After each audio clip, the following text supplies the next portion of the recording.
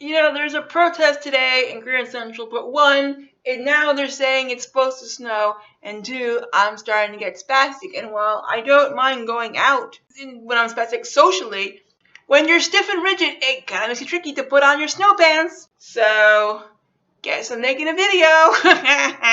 Hello, lovely peoples. I am Michelle. This is my wheelchair Betty. Oh, it's hard to handle when I'm all spastic. And you're watching Rebelwheels NYC. Today, I thought I'd talk about accommodations. And of course, I mean accommodations in regards to disability, not like, oh, I like 5-star hotel accommodations. So blah, blah, blah. I'm so fancy. For an example, I cannot always verbally communicate. Like sometimes when I get really, really spastic, like full on, boom, full body spastic, that includes my tongue. And I can't talk. Like technically I am speaking, but no one knows what the fuck I'm saying.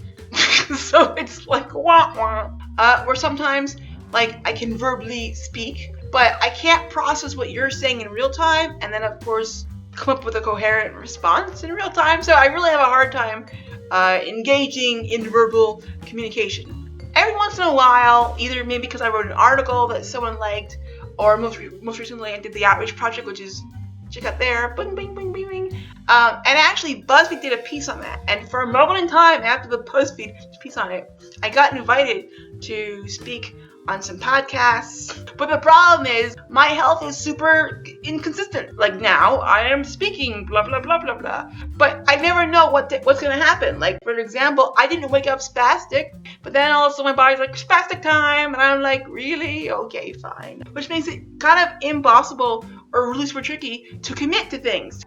Typically in the past, I said, no, I can't do it because I don't want to say yes to something and have to cancel last minute. I cringe at the idea of coming off as irresponsible or unreliable because that's not me. It's just that I don't know when I'll be able to do things. But most recently, I realized that, with the proper accommodations, I could do these things. The problem was, I was not specifying what accommodations that I need because I didn't know what I need. No one ever was like, hey, are you prone to cognitive impairment? Here's a pamphlet on what accommodations you should be asking for. So I was kind of like, can I have accommodations?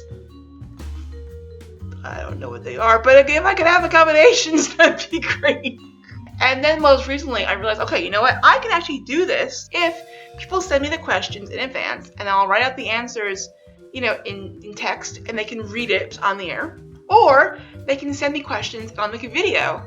I'll answer a video, and I'll send them the video, and then they can, play the audio of that on the podcast. And that way, I can participate. It is a bit weird in that sometimes it seems to inspire ableist reactions. Oh, like she can't always verbally communicate. Oh, you poor thing, I'm not telling you to, so you can go, oh, you poor thing. Just, no. So it's just that part is a little tricky. There's a downside to it. If you're disabled and need accommodations, what are they? And what's your experience like with asking for those and all these different things? Leave your comments in the comment section because that's where they belong. If you enjoyed this video, here's some other videos you want. And also enjoy to check them out. Thanks for watching. Bye-bye.